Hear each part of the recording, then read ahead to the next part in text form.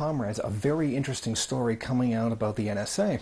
Apparently from a document that was released that was from October 3rd, 2012, showed that the NSA was looking at the pornography habits of specific individuals who they say are trying to radicalize the population, and using that information, their pornography habits, and using that to try to discredit them in public. Meaning, as these people pop up, they're trying to use this information, which they're largely illegally gathering. I mean, not illegally gathering, because it's legal to spy on people now, to discredit them. And that's pretty disturbing.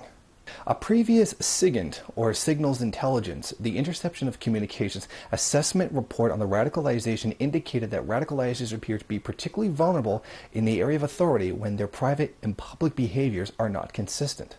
Now, what the NSA is saying is that this will be used to discredit terrorists. Without discussing specific individuals, it should not be surprising that the U.S. government uses all of the lawful tools at our disposal to impede the efforts of valid terrorist targets who seek to harm the nation and radicalize others to violence. Now, I don't think anybody is actually buying that this is just being used on quote-unquote terrorists who try to inspire violence against the U.S. population or the U.S. government more specifically.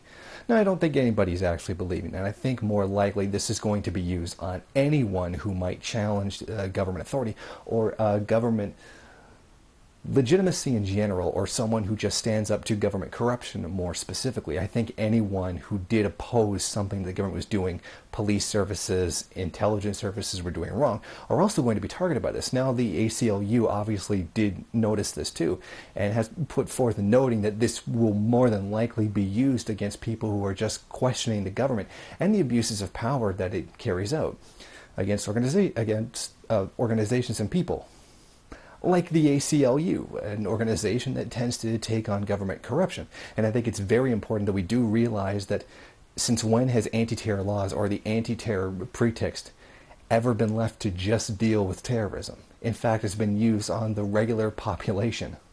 Now, we know that the terrorist is basically anybody who disagrees with the government. Anybody who consistently stands out in public criticizing the government or pointing out something it does wrong is going to get targeted by this. And they're saying what they do look at is looking at the pornography viewing habits of anyone who consistently, radicalizes, which basically means just about anything, the population. It says they particularly target high-profile people on social media like Twitter, Facebook, and YouTube. Uh-oh. Well-known people on YouTube that criticize the U.S. government. Uh-oh. I think this might be a good time to come forward with some information, like maybe like I have a kind of a celebrity crush on an actor known as Bailey J. So if, like, in the future the government broadcasts some stuff about me and the name Bailey J comes up, don't be surprised. Now, in all seriousness, we shouldn't be surprised about this at all. I mean, capitalism is, hopefully, as it very much looks like, is in its death throes right now, and this may be the end of days for capitalism itself. The economic crisis globally is making contradictions much sharper and is creating higher and higher tensions between the various imperialist camps and between governments and their people. The contradiction between labor and capital is becoming more and more acute every single day. Larger and larger public outbursts are going to occur because of this. I don't think that some guy on Twitter or some guy on YouTube or some guy on Facebook is really going to have much to do with that. Of course, there are people out there always trying to radicalize the population for good and for bad reasons. But the fact is, the radicalization of the population is not going to come from somebody merely speaking into a web camera. It's going to come from the very contradictions of capital themselves.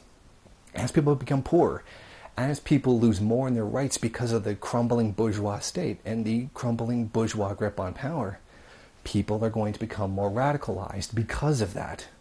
And hostility between the people and its government, the hostility, if not overtly recognized between capital and labor, is going to become more acute and is going to manifest itself in more and more antagonistic ways. And this is by no means limited to any kind of leftist ideology. Regardless of where you stand on the political spectrum, everybody is saying it's not working. The system's not working. Whatever they believe may be wrong with the system, everybody knows it's not. Libertarians, conspiracy people, leftists, general liberals and conservatives, everybody knows it's not working. Everybody knows that stuff is coming, the whole system's coming down. Everybody is worried about fascism stepping in and totally taking control. We all see that, regardless of what political stripe we are.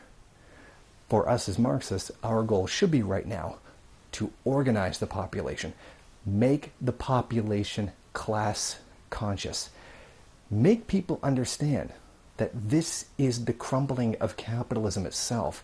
This is the bourgeois capital losing its grip over its own state. Their system is coming down.